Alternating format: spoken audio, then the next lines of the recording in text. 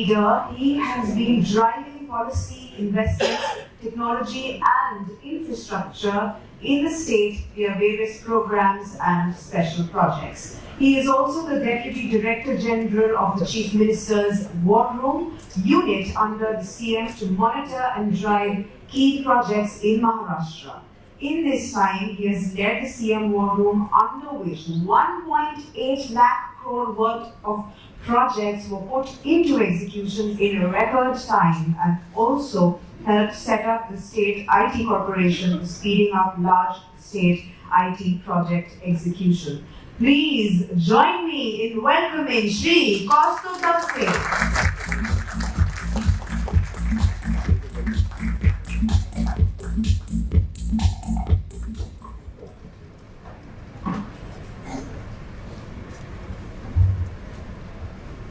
A very good afternoon to all the pioneering data center entrepreneurs and executives and people associated with this outstandingly changing industry. Thank you so much, first of all, to the organizers for giving us an opportunity, both me and the government of Maharashtra, to present our views. I think my senior colleague was here this morning. Okay, so it's a very tough life for government officers. We generally don't have a schedule of our own. Our schedule is the slave of the schedule of what the Chief Minister and obviously the Deputy Chief Minister decide, and that is why many times it's very difficult to commit to events and programs. So I had seen that my senior colleague from the government, the IT Secretary, was going to be here this morning, but I'm sure that something pressing must have prevented him from coming. But on behalf of the government, I take this opportunity to welcome you all to the financial, entertainment, economic, commercial capital of the country, Mumbai. Mumbai and Maharashtra have a very important role to play in the country's growth. As per the vision set by the Honorable Prime Minister to hit a $5 trillion economy, which will probably at the rate at which we are growing, should happen in the next 2 financial years. Maharashtra is the gateway to India's $5 trillion economy. We are growing at about 10.2% barring COVID years, CAGR. And if you take CAGR years into account, then the growth rate is about 9.3%. We will be a $500 billion economy next year. We will cross or we will reach the $500 billion mark. And if you look at the growth of Maharashtra predominantly, I mean, Maharashtra is one of the highest urbanized states in the country. And one of the key reasons why Maharashtra has been able to successfully kind of straddle along and take premier position in the growth aspect is first because of entrepreneurs and executives and companies like the ones you all represent. You have a very important role to play. Our role is more or less just to enable. Our role is to define and redraft some antiquated policies and bring in newer perspective. As a policy maker, because that's the main role that I do, it's very difficult to keep pace with the happenings in the tech industry. Yours is also an industry which is changing every single day. There are newer technologies coming, data centers are getting more and more efficient by the day. And the greatest challenge that policymakers have is to create an fertile ecosystem for organizations, for individuals to flourish. And in that process, we have a very solid and robust dialogue with the industry. I remember I spoke at an event in November of 2022, in which I think it was organized by CII. It was also a data center event. And at that point in time, we had laid the seeds for a new data center policy, which is now in place, which essentially focuses on making sure that data centers have a very easy way by which they can establish their businesses, and at the same time the complicated haze of lease land versus own land, and then how the rentals are happening, and there were several issues that the data center industry discussed with us. So those are the areas where government intervention is crucial, and we are slowly and steadily understanding some of the other issues that the industry faces and working on making sure that we focus and take corrective decisions or make new changes in that direction. If you look at the data center space in the country today, I'm sure most of you are aware that Maharashtra is the data center capital of the country. Out of, I think, about 1.8 to 2 gigawatt capacity, I'm not sure what is there today, but as far as the data that came to me today morning, about 1.8 to 2 gigawatt is the total installed data center capacity in the country, and out of which more than 65 to 70% is in Maharashtra. And within Maharashtra, there are obviously 2-3 regions which kind of are leaders, so to speak.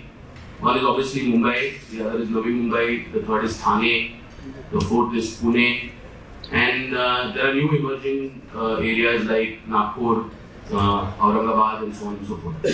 But obviously, every single time I meet data center companies, whether they are captive companies or hyperscalers or hybrid, one of the key asks is obviously related to how can we help them to kind of create an ecosystem in and around Mumbai. And the greatest challenge there is that government land is very sparse in these areas, and the amount of money that you end up paying, especially for the companies who kind of set up the data centers, is huge. I mean, per acre, the amount that you end up paying is remarkably big. Obviously, the data center business is the construct is such that you guys can afford it. But I would like to say that there are various ways by which we can make meaningful changes in this direction. I am reminded by the earlier 2000 and 2005 tech BPO boom, in which there was so much of business coming and everybody was in that direction that we ended up buying assets very expensive. And then later on, when we amortize them over a period of time, because this business will become more and more difficult as companies and institutions participate in this.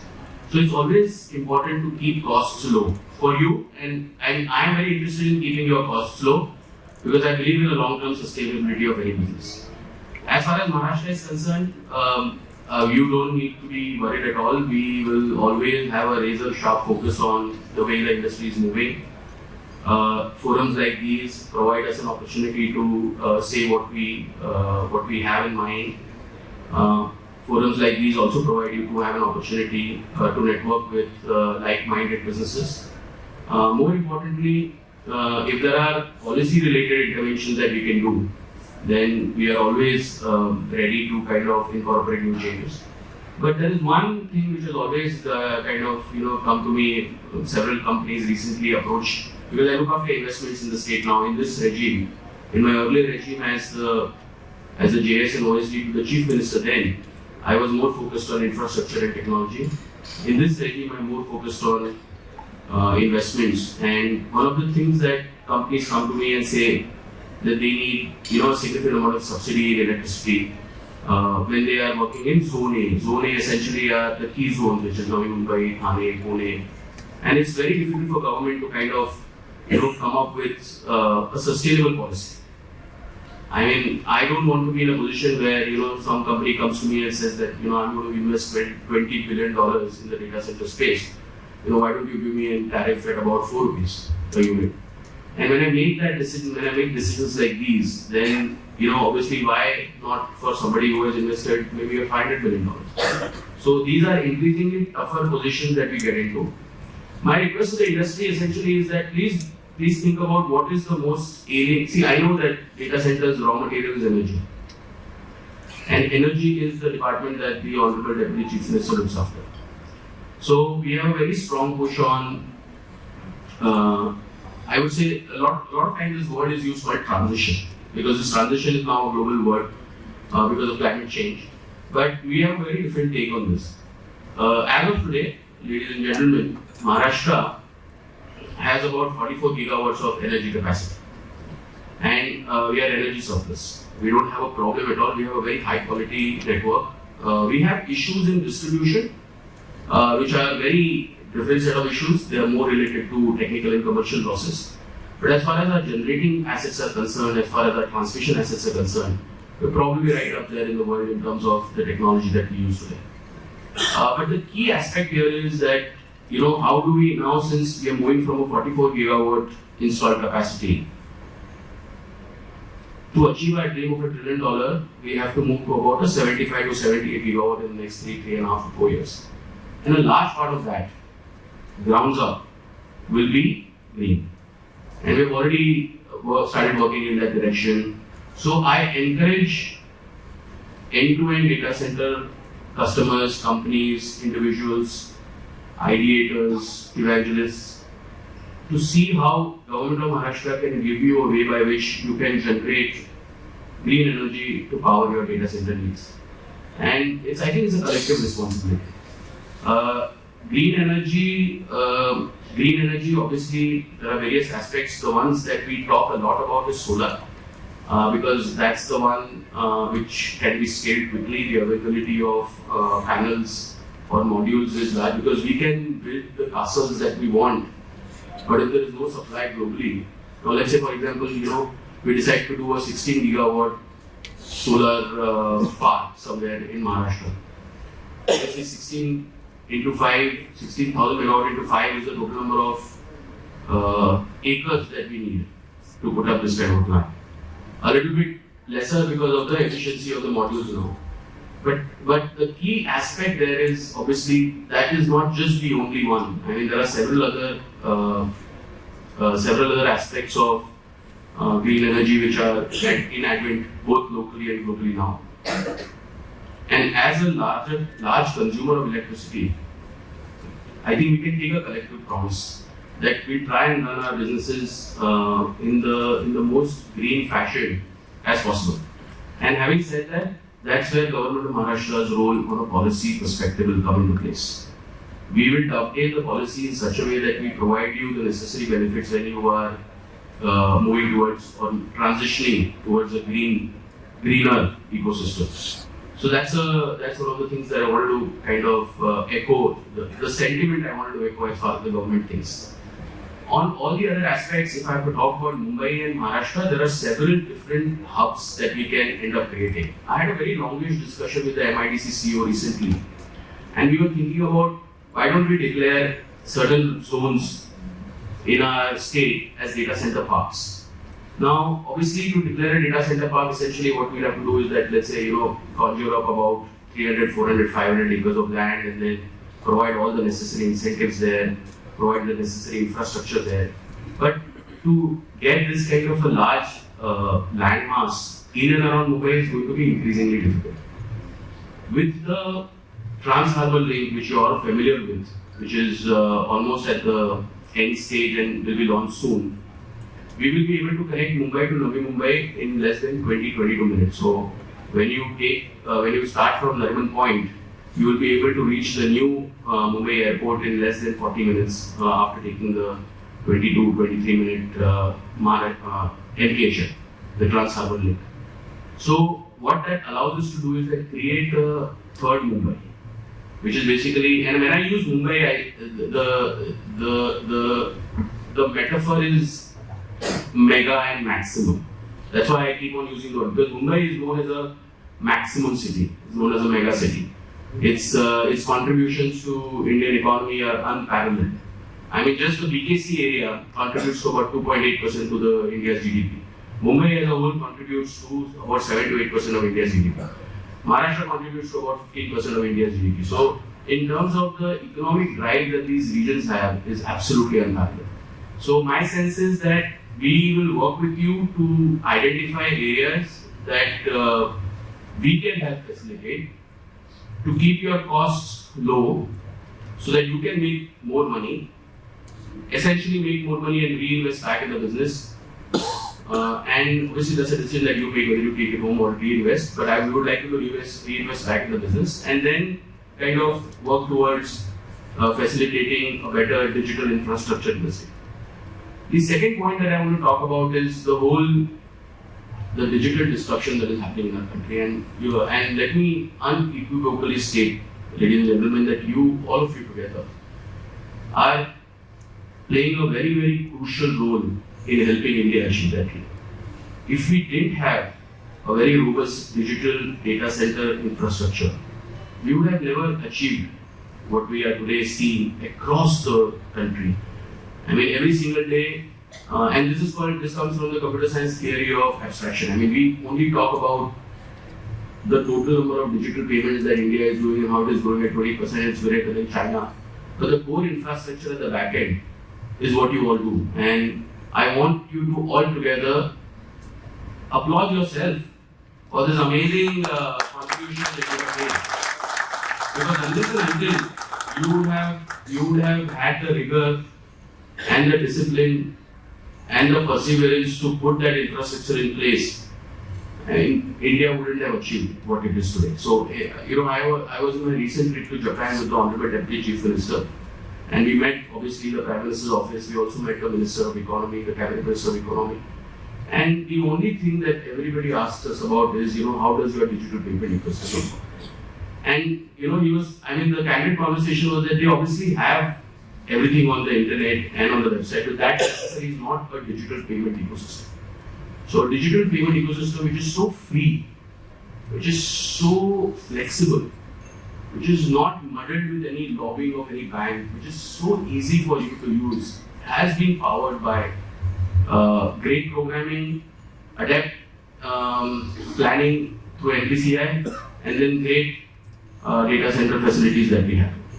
The third and the last point that I want to leave you all with is the fact that we are at a very important point in our history as a country, both as a state and a country. And at this juncture, what is crucial is that we need to try and see how we can help achieve the combined dream that this nation is aspiring, or the state is aspiring. And for that to happen, there are two things which are very, very crucial and essential. One, the government needs to work in a less bureaucratic way. Forgive me there, I think the bureaucracy cannot just go away overnight, okay? It's a legacy that we have inherited over a period of time, unfortunately.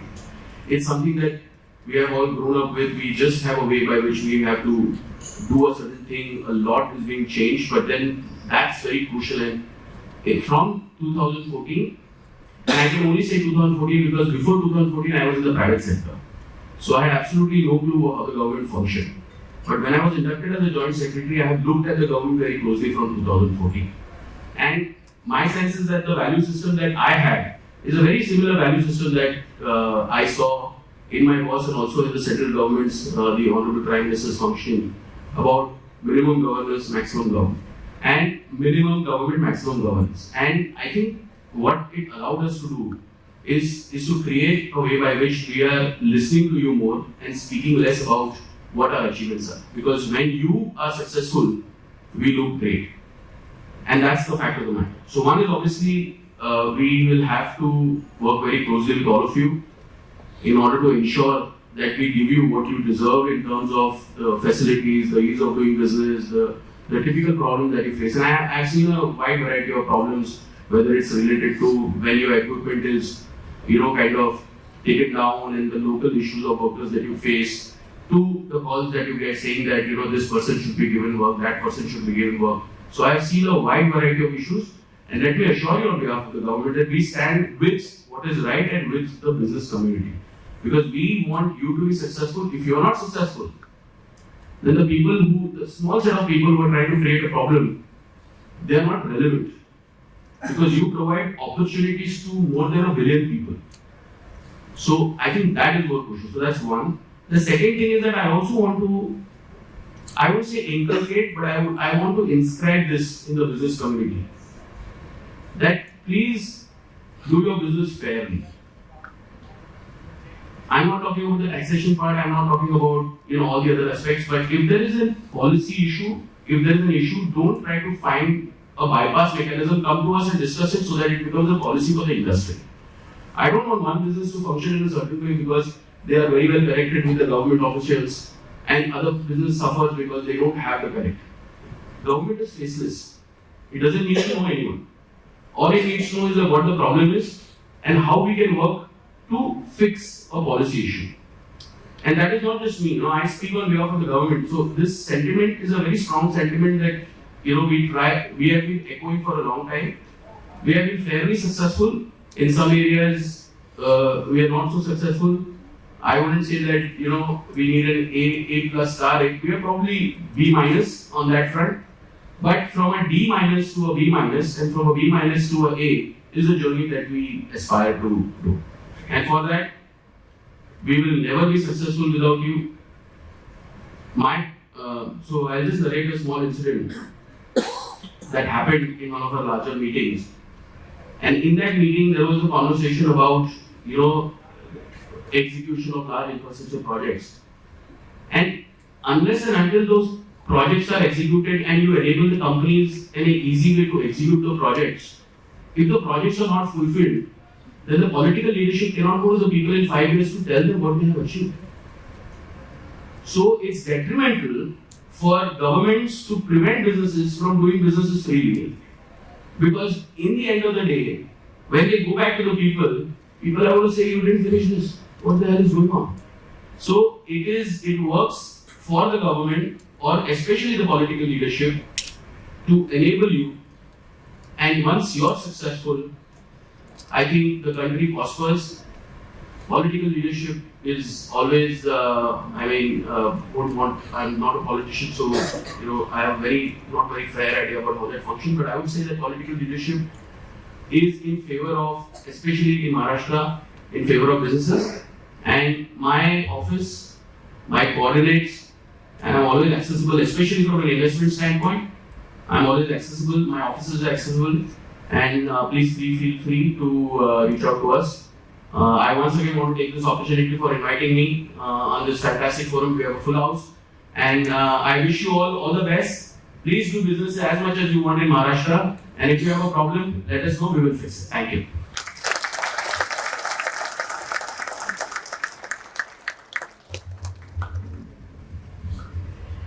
May I now request Mr. Naveen Anwani, General Manager, W.Media, to please present a bouquet as a token of our appreciation and gratitude to Shri Kaustubh Dhavse, Joint Secretary and Designated Officer, Special Duty to the Deputy Chief Minister, Govt of Maharashtra. Thank you so much, sir, for gracing us with your presence.